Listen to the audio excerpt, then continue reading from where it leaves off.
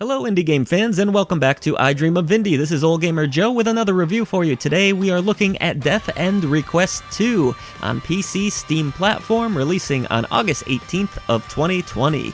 This game will also be available on the PlayStation 4 on August 25th. This one was developed by Idea Factory, Compile Heart, and was published by Idea Factory International. Now, Ole Gamer Joe here grew up in what some would consider maybe the golden age of JRPGs, games like Final Fantasy VI or III in North America, but the landscape has definitely changed since I was a young lad. That's made even more glaringly apparent in Death End Request 2, a game that blends visual novel elements with JRPG exploration and combat. Your lead character throughout this title is a complex young woman named Mai Toyama. Mai has had a pretty lousy childhood, mostly thanks to the abusive father figure in her life. Mai suffers from random blackouts, and one evening after suffering through a particularly obnoxious berating from said father, she completely loses it, pins him down, and apparently butchers the poor bastard in cold blood. Or does she? I must say, it's a pretty shocking start for a video game and not exactly what I was expecting. This was probably the best case scenario for someone like Mai though, as she ends up in an orphanage learning facility, Wordsworth Women's Dormitory.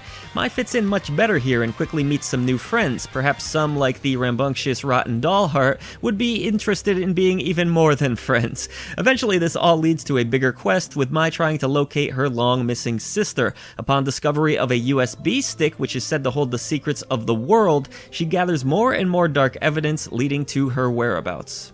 If you love bouncy anime characters, wild and imaginative storylines, and tons of dialogue, Death End Request 2 could be the game for you.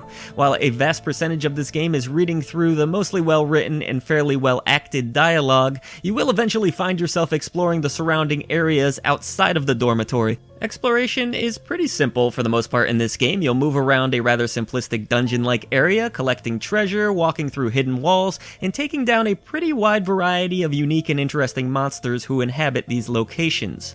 The combat in this title feels pretty familiar for the most part, but there are some exceptions. Players are able to easily identify a monster's location on screen, similar to Chrono Trigger. That's going back for a lot of you.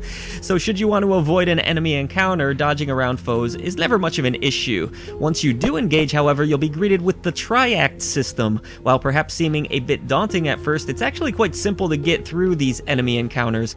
This is helped greatly by the fact that you can perform up to 3 different actions before your turn ends. This is something that I really enjoyed. It quickens the pace quite a bit. As you know, JRPGs can be rather slowly paced in terms of combat, doing the same battles over and over again. Yes, you will do that here, but this did help quite a bit. You also have different attributes in this game that you'll want to pay attention to. For example, an enemy carrying the attribute of the moon will be strong against the sun attribute. Star is effective against the moon. So there is a bit of strategy to each encounter outside of simply selecting attacks and spells, of which there are a ton, by the way.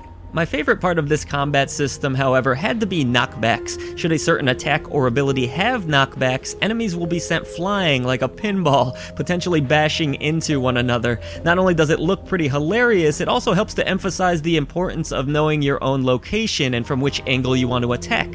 I really enjoyed it. It never seemed to get old to me, honestly. I also really liked how using different combinations of spells and attacks in succession led to unlocking new abilities for your characters as well. Outside of that, expect pretty standard JRPG fare here though. You do have save points, which also give you the ability to camp and purchase items at shops, and equipping new weaponry and armor is about as typical as you would expect.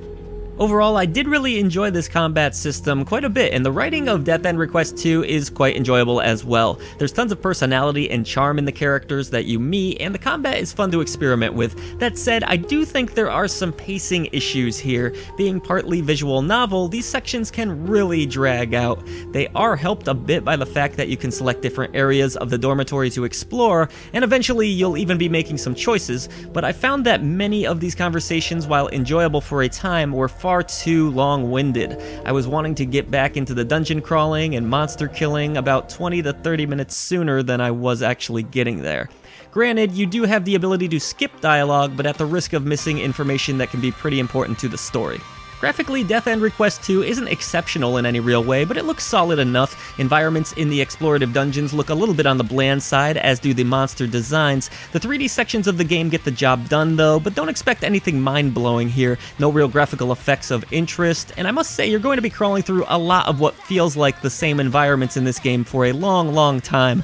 I actually captured over 6 hours of footage for this review, which typically gets me a pretty wide array of different environments and footage to share in a review, but as you can see, because of the game's slow pacing, you're going to eventually feel like you've seen a specific area or monster far too long in this title. Overall, this is an average-looking game though in the 3D sections, but looks quite attractive when it becomes a visual novel. I enjoyed the larger portrait arts, and the settings that they drew for those sections as well look pretty good.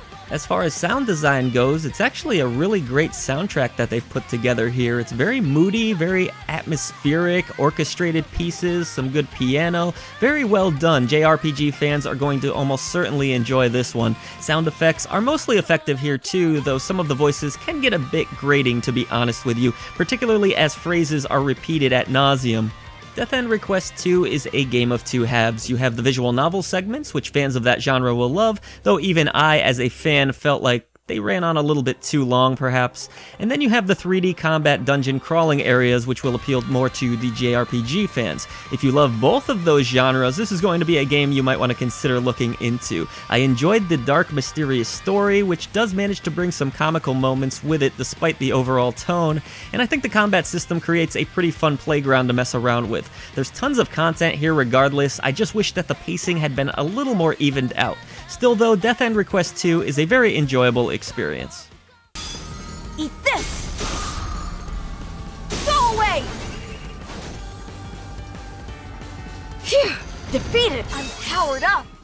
So will you be checking out Death End Request 2? Let us know in the comments section below, and if you have enjoyed our coverage today, consider helping us bring a voice to the voiceless ones in gaming. There's a ton of ways to do so, including becoming a member here at the channel or checking out our merchandise store. However you end up supporting us though, we thank you so much for doing so.